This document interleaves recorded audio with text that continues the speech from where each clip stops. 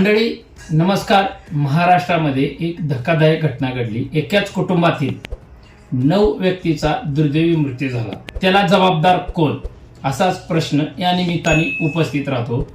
नाशिक जिल्ह्यातील दिंडोरी येथे कार्यक्रम आवरून एकाच कुटुंबातील 9 व्यक्ती म्हणजे अख्खं कुटुंब, 2 भावांचं असलेलं फॅमिली कुटुंब, अख्खं कुटुंबच संपलं.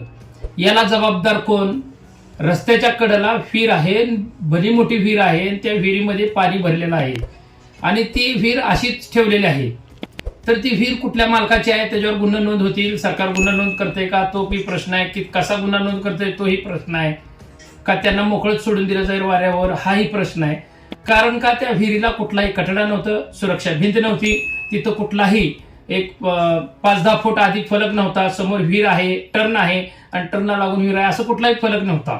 आणि ताबा सुटला चालकाचा आणि विहिरीमध्ये डायरेक्ट एर्टिका गाडी गेली आणि अख्खं कुटुंब, 9 कुटुंबाचं कुटुंब उद्ध्वस्त झालं, 9 जणांचं.